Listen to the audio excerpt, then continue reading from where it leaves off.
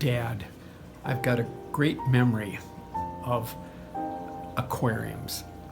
You introduced all of us to freshwater fish. Remember, I was probably 8 years or 10 years old when we would go down on Sunday afternoon to Tricker's and pick out some fish to put in our aquarium.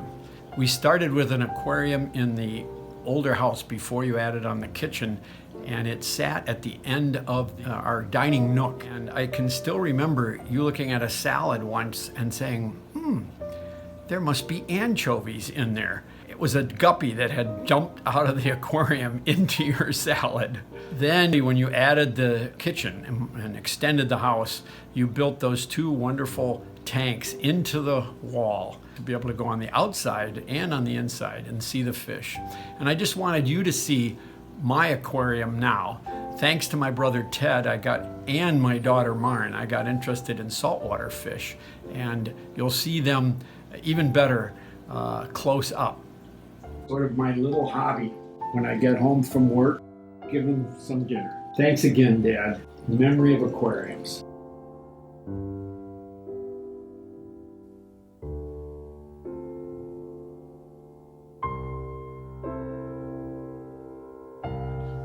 Well, I'm very grateful to your dad for raising some great sons, and I'm also very grateful for a time in 1985 when he came to our house to help us leave for France, and he did whatever we needed him to do. He mowed the grass, and he played with Casey, and he helped with food, and he just did all the things that I was desperate to have some help with, and he was such a good sport. So thank you, Dad, and happy birthday.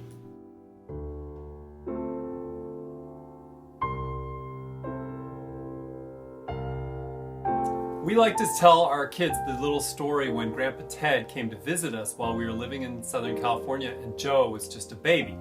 So Grandpa Ted was already over 80 years old, and he joined us on a little trip to Disney World. But Grandpa Ted went with us through the entire park, walking with us in the middle of the heat, and we finally got to the monorail. There was a bomb threat all the way on the other side of Disneyland, and we had to walk all the way back to our car. Grandpa Ted was a super trooper. All he wanted was just a tub bath when he got back to his hotel. So he was a real trooper, and we always remember how tough he was. So that's our story from North Carolina. We love Grandpa Ted. Dad, this little bear brings back memories of how you taught us how to work with wood. At first, you had us holding boards that you cut on the table saw. Soon we graduated to doing our own hammering and screwdriver work, and eventually even using the power saw. Thank you, Dad, for what you taught me.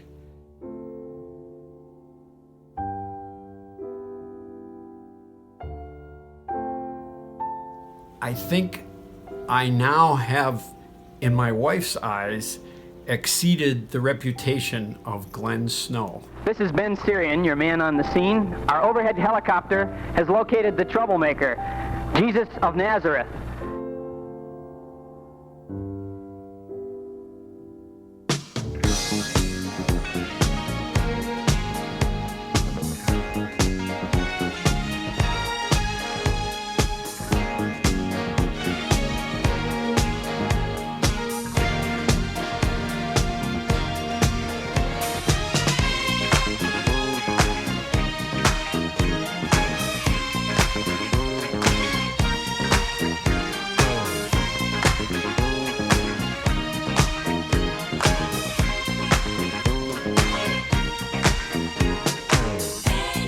Dad, I'm sure you're wondering, what story is Greg going to tell? What else could it be but the 8mm movies? When you were the movie man, we get the camera out and we play those small little reels. I loved it. Remember when you would set up a scene, picture show parking lot, waiting for Mom to drive up in the Model T Ford and getting out of the car and bringing Scott into the house. You made this video so difficult because you're never in any of them. I had to search and search, but I did it. You get out your 4 spotlight bar that you created, so that in the morning when we were getting up with papers, putting those lights on so bright, oh, it was awful, but we loved it. I want to thank you for all the wonderful videos, and I wouldn't have been able to make them without you.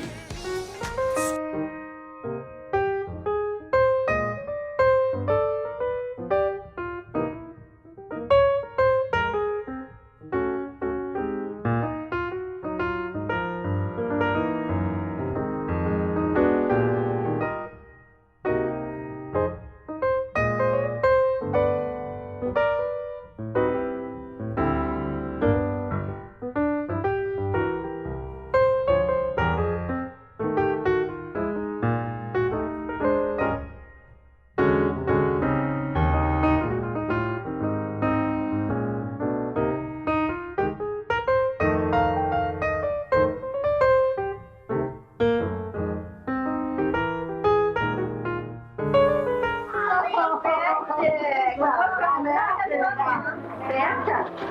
Okay. Reindeer from Santa Claus. You think you're going to pick up?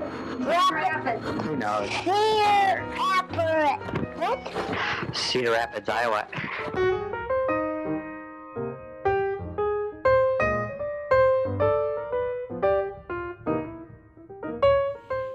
Happy birthday, Dad.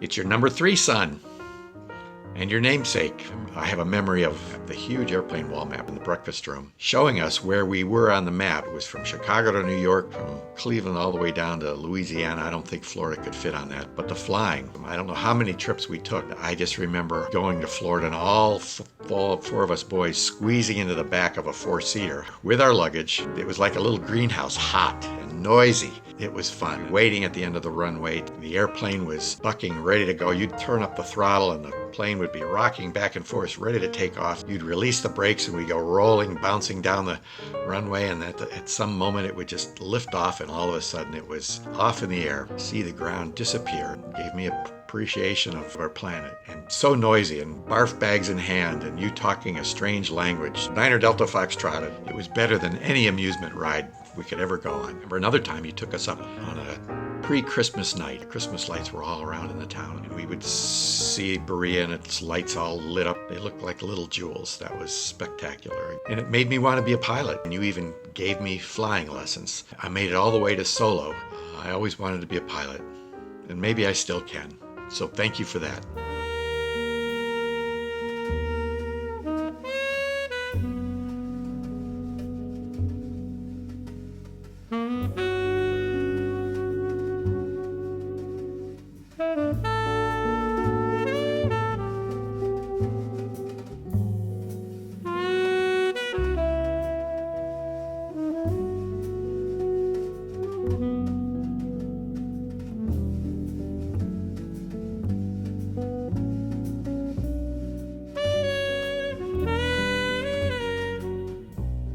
I didn't really want to come home. I lived in this big city of Bangkok, and I was just learning Thai and Thai culture and dreaming, gee, I could live in this town. And here I was forced to go back to Berea.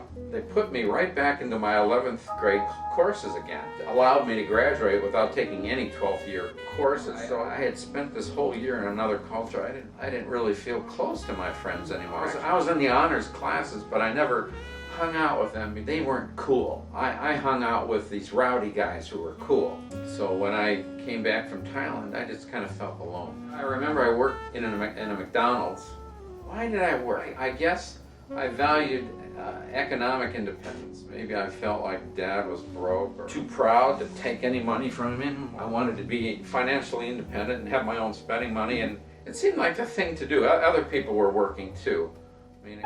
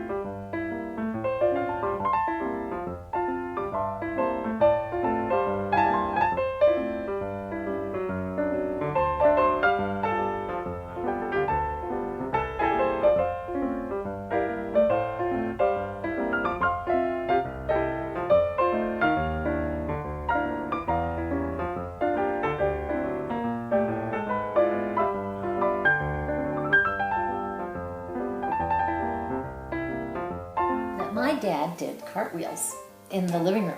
But it was really impressive. You know, he was 40 when I was born.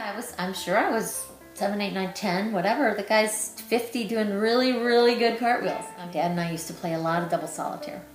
And boy, we were competitive. And now Dad and Diana have played quite a bit of solitaire in there. But she's definitely not as tough as I was with Dad.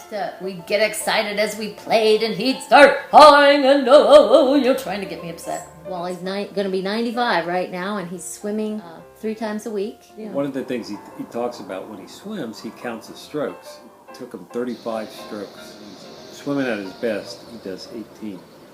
But one day when I was watching him, he goes the length of the pool without taking a breath. For wind, that's pretty amazing.